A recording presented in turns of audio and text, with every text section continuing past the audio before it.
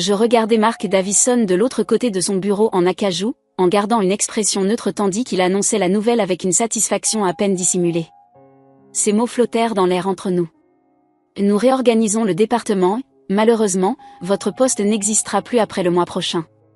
Je vois, répondis-je calmement, observant son sourire s'élargir. Mais avant de partir, continua-t-il en s'appuyant confortablement dans son fauteuil en cuir, vous devrez former votre remplaçante. Jennifer commence demain. J'attends de vous que vous lui montriez tout ce qu'il faut savoir sur la gestion de notre division marketing. Notre division marketing. L'ironie de ces mots me fit presque rire. Si seulement il savait. Je m'appelle Sarah Mitchell, et depuis 12 ans, je suis la directrice marketing de Davison Tech Solutions ou du moins, c'est ce que tout le monde pense. La vérité est bien plus intéressante. Il y a 3 mois, j'ai secrètement acheté l'entreprise entière à travers une société de portefeuille que j'avais bâtie au fil des années. Mark n'avait aucune idée que NKS Venture, qui possédait désormais Davison Tech, portait en fait mes initiales, Sarah Catherine Mitchell. Bien sûr, répondis-je, gardant ma voix posée. Je veillerai à ce que Jennifer apprenne tout ce dont elle a besoin. Mark hocha la tête, manifestement satisfait de ma réponse résignée. Bien. Je savais que vous seriez professionnel à ce sujet. Beaucoup de gens deviennent émotionnels lorsqu'ils sont licenciés. Je pensais à la pile de documents qui attendaient dans le bureau de mon avocat, prêts à être déposés dès le lendemain matin. Oui, les émotions peuvent certainement interférer avec les décisions d'affaires. En retournant à mon bureau, je ne pus m'empêcher de repenser à mon parcours. Il y a 12 ans, j'avais commencé chez Davison Tech en tant qu'assistante marketing junior. À l'époque, l'entreprise était dirigée par Robert Davison, le père de Mark, un homme d'affaires brillant qui voyait du potentiel en chacun, sans distinction de genre ni d'origine. Sous la direction de Robert, j'avais prospéré. Il m'avait mentoré, challengé, aidé à évoluer d'une débutante enthousiaste à une professionnelle aguerrie. Quand il m'avait promue directrice marketing il y a 7 ans, il m'avait dit quelque chose que je n'oublierai jamais. Sarah, réussir, ce n'est pas seulement gagner de l'argent, c'est construire quelque chose qui compte. Mais il y a 3 ans, Robert était décédé subitement, laissant l'entreprise à son fils, Mark. Mark avait immédiatement commencé à démanteler tout ce que son père avait construit, la culture inclusive, l'accent mis sur l'innovation, le développement des employés remplacé par un environnement toxique de favoritisme et de recherche de profit à court terme. J'avais vu des personnes talentueuses être écartées, remplacées par des amis de beuverie et des partenaires de golf de Mark. La réputation de l'entreprise avait commencé à en pâtir, nos parts de marché avaient chuté, et nos meilleurs clients avaient commencé à regarder ailleurs. C'est à ce moment-là que j'ai commencé à acheter des actions. Au début, ce n'était qu'un petit investissement, quelques actions achetées via mon compte personnel, mais à mesure que la mauvaise gestion de Mark continuait, de plus en plus d'actionnaires vendaient. J'avais créé MC Venture comme société de portefeuille et commencé à acquérir des blocs d'actions plus importants, en restant toujours juste en dessous du seuil nécessitant une déclaration publique. Il y a 3 mois, lorsqu'un des principaux investisseurs institutionnels avait décidé de vendre sa participation entière, j'avais vu ma chance. Grâce à une série complexe de transactions orchestrées par mon avocat, James Chin, MK Venture avait acquis une participation majoritaire dans Davison Tech Solutions. Mark n'en avait toujours aucune idée.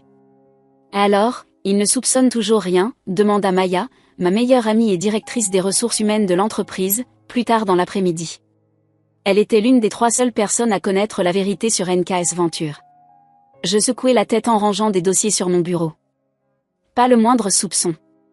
Il est trop occupé à se féliciter d'avoir débauché Jennifer de notre plus grand concurrent. Maya pouffa de rire. Le concurrent ? Celui qui perd des parts de marché depuis 2 ans ? Celui qui va bientôt faire l'objet d'une enquête pour irrégularité financière ? Le même, répondis-je avec un sourire, en pensant à toutes les informations que j'avais recueillies sur Jennifer et son ancien employeur. Mark pense qu'il fait un coup de maître. Il n'a aucune idée de ce qui se passe vraiment. Quand vas-tu tout lui révéler ? Demanda Maya. Demain matin. James dépose les papiers à la première heure, puis nous convoquons une réunion d'urgence du conseil d'administration. Je marquai une pause, regardant la photo sur mon bureau, Robert Davison et moi à la célébration du 10e anniversaire de l'entreprise. Il est temps de remettre les choses en ordre. Maya hocha la tête, de la compréhension dans son regard. Robert serait fier de toi. Tu sais, tu ne fais pas que sauver son entreprise. Tu la rends meilleure. Je sentis mes yeux me picoter, mais je refoulai mes émotions. Il y aurait du temps pour les larmes plus tard. Pour l'instant, j'avais du travail à faire. Le lendemain matin, j'arrivais tôt. Jennifer attendait déjà dans le hall, vêtue d'un tailleur coûteux qui criait « arriviste d'entreprise ». Son CV semblait impressionnant à première vue, mais je savais mieux que ça. J'avais fait mes recherches. Jennifer la saluai-je chaleureusement. « Bienvenue chez Davison Tech. Je vais te montrer les ficelles du métier dans les semaines à venir. » Elle dissimulait à peine son air de condescendance en me dévisageant de haut en bas. « C'est très gentil de votre part. Marc m'a parlé de tous les changements qu'il prévoit de mettre en place. » J'imagine bien, pensai-je en l'amenant à mon bureau. Eh bien, pourquoi ne pas commencer par notre stratégie marketing actuelle? Je suis sûr que vous trouverez cela instructif. Pendant les 2 heures suivantes, je fis le tour des campagnes, des relations avec nos clients et des projets à venir. Jennifer m'interrompait fréquemment, faisant des suggestions qui révélaient son manque total de compréhension de notre secteur ou de notre position sur le marché. Ces stratégies de fidélisation me semblent très dépassées, dit-elle en désignant d'un geste méprisant une présentation que j'avais conçue. Et d'après mon expérience, une acquisition agressive est bien plus efficace que le maintien des relations existantes. Je notai une remarque sur mon carnet. Son attitude confirmait tout ce que mes recherches avaient révélé sur les problèmes de son ancien employeur. À 10 heures, mon téléphone vibra un message de James, document déposé, membre du conseil informé, réunion fixée à 11 heures. Jennifer, dis-je en me levant, je crains que nous devions écourter cette formation ce matin. J'ai une réunion d'urgence avec le conseil d'administration. Elle parut surprise. Réunion du conseil? Mais Marc n'en a pas parlé. Non, répondis-je en souriant. Je suppose qu'il ne le savait pas. Je la laissai dans mon bureau et me dirigeai vers la salle de conférence. Marc était déjà là, le visage rouge de colère tandis qu'il parlait au téléphone. Comment ça, réunion d'urgence? Je suis le PDG. Je dois approuver toutes les réunions du conseil. Il leva les yeux en me voyant entrer, couvrant le téléphone de sa main. Sarah, que faites-vous ici? Cette réunion est réservée aux dirigeants. Je sais, dis-je calmement en prenant place à la tête de la table. C'est pour ça que je suis là. Avant qu'il ne puisse répliquer, les autres membres du conseil commencèrent à arriver. Je reconnaissais la plupart d'entre eux, les anciens collaborateurs de Robert, mis progressivement à l'écart par Marc au cours des 3 dernières années. James Chen arriva le dernier, portant un épais dossier de documents. Il me fit un signe de tête en prenant place. Que se passe-t-il ici? Marc regarda autour de la salle, visiblement déstabilisé.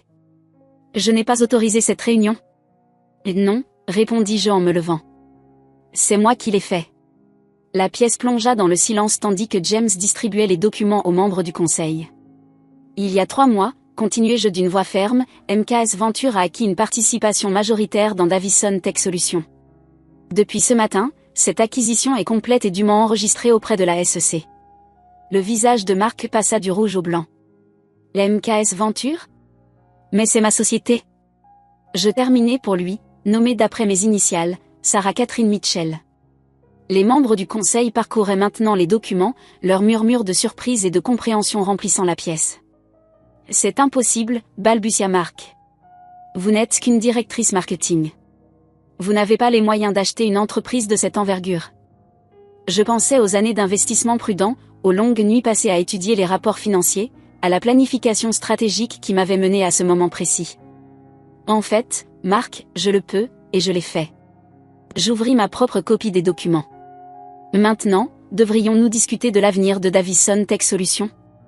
L'expression sur son visage était exactement ce que j'avais imaginé, un mélange de choc, de rage et de compréhension naissante. Mais il ne s'agissait pas de vengeance. C'était pour quelque chose de bien plus important. Je sortis une vieille photo de Robert Davison de mon dossier et la posai sur la table.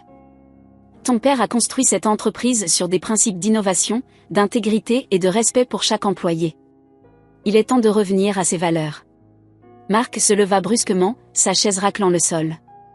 C'est ridicule. Je vais demander à mes avocats d'examiner cela immédiatement. Il est impossible que cette prise de contrôle soit légale. James Chen se racla la gorge. Je vous assure, monsieur Davison, tout est parfaitement légal. J'ai personnellement supervisé chaque transaction. Souhaitez-vous voir les documents montrant comment Madame Mitchell a acquis les actions? J'observais James exposer méthodiquement la traçabilité des documents, chaque achat d'action, chaque dépôt, chaque document légal prouvant l'acquisition légitime de Davison Tech Solutions par MKS Venture. Comme vous pouvez le constater, poursuivit James, d'un ton professionnellement neutre, Madame Mitchell possède désormais 51% des actions de l'entreprise. Le conseil a été convoqué aujourd'hui pour voter sur une nouvelle direction. Le visage de Mark se déforma de rage. Espèce de petite. Choisis bien tes prochains mots, l'interrompis-je d'une voix froide. Le conseil te regarde. Et il regardait en effet. Chaque membre, alerte, document en main, observait le drame se dérouler. Beaucoup avaient travaillé avec Robert et avaient vu le déclin de l'entreprise sous la direction de Mark. Membre du conseil, dis-je en me levant pour m'adresser directement à eux. Depuis 3 ans, nous avons vu cette entreprise perdre des parts de marché, des employés précieux, surtout, son identité. La culture d'innovation et d'intégrité que Robert Davison avait bâtie a été systématiquement démantelée. Je commençais à distribuer un autre ensemble de documents, des graphiques montrant la baisse des performances de l'entreprise sous la direction de Mark. Nos marges bénéficiaires ont chuté de 40% en 3 ans. Nous avons perdu 12 clients majeurs. Le taux de rotation du personnel est à un niveau record. Mais plus encore, nous avons perdu notre chemin. Les membres du conseil acquiescèrent en examinant les chiffres. Ils avaient été témoins du déclin, même s'ils avaient été impuissants à l'arrêter. Il ne s'agit pas seulement de chiffres, poursuivis-je. Il s'agit de qui nous sommes en tant qu'entreprise. Robert Davison voulait créer quelque chose qui comptait.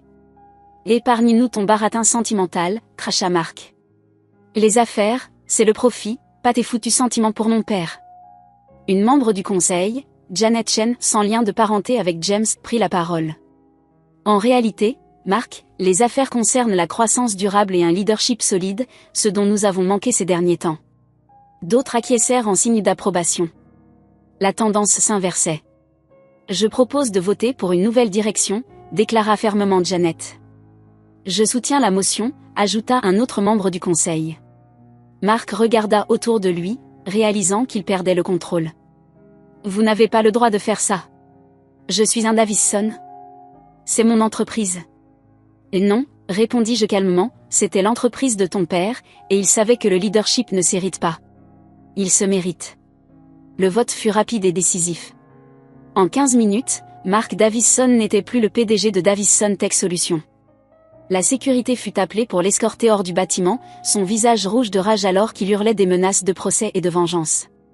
Alors que les membres du conseil quittaient la salle, Janet resta en arrière. Cela n'a pas dû être facile, dit-elle en posant une main sur mon épaule.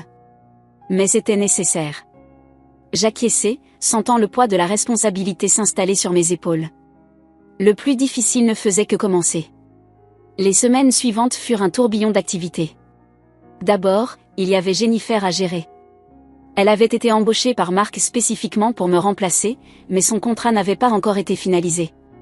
Après une brève conversation où j'ai exprimé mes préoccupations concernant les pratiques de son précédent employeur, elle décida de poursuivre d'autres opportunités. Ensuite, il y eut la tâche de reconstruire. Maya et moi travaillâmes tard le soir pour examiner les dossiers du personnel, en identifiant les talents qui avaient été mis de côté sous la direction de Mark. « Regarde ça », dit Maya un soir en sortant un dossier. Thomas Chen, dans l'ingénierie.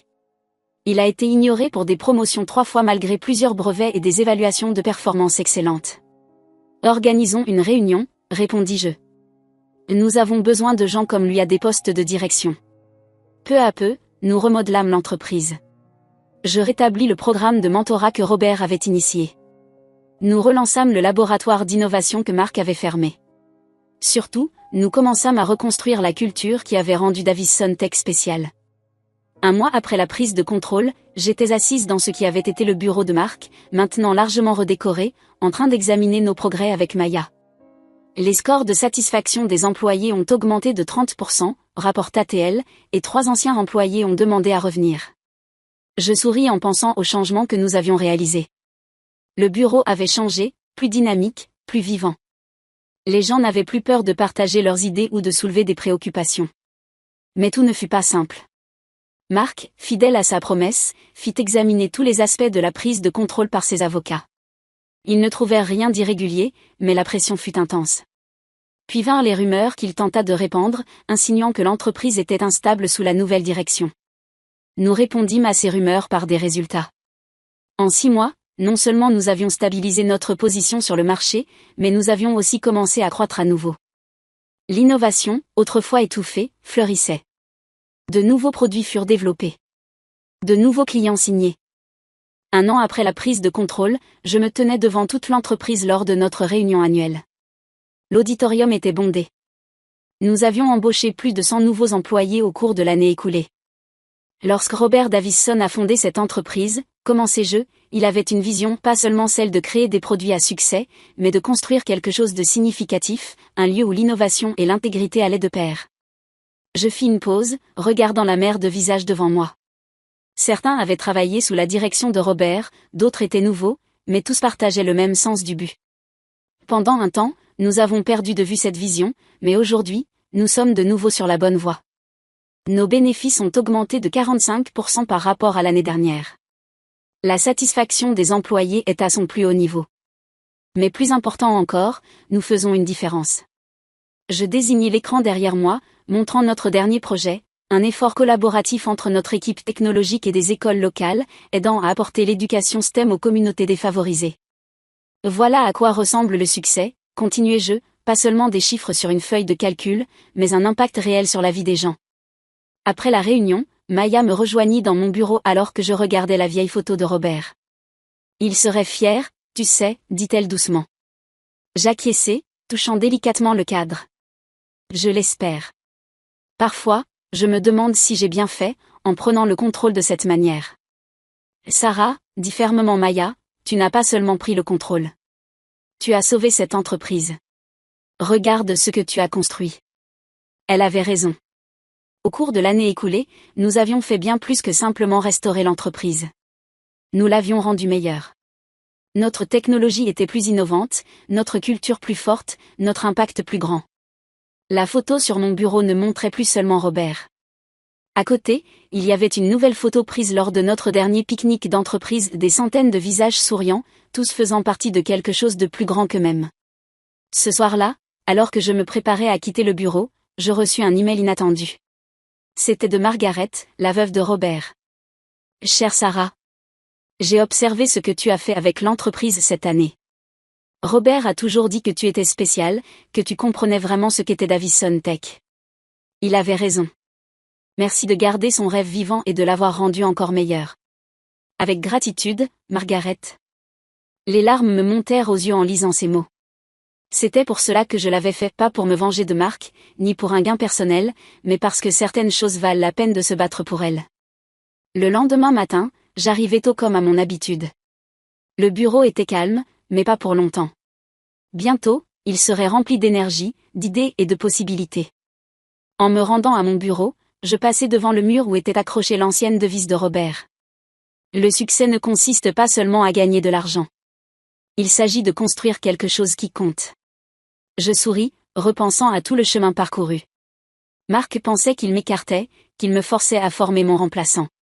Au lieu de cela, il m'avait inspiré à devenir bien plus non seulement une employée, mais une leader, non seulement une responsable marketing, mais une visionnaire. Parfois, la meilleure revanche n'est pas une revanche du tout.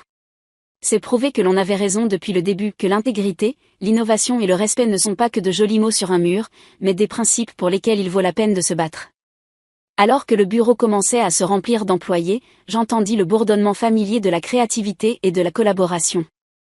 C'était le véritable héritage de Robert Davisson, pas seulement une entreprise prospère, mais un lieu où les gens pouvaient grandir, innover et faire une différence.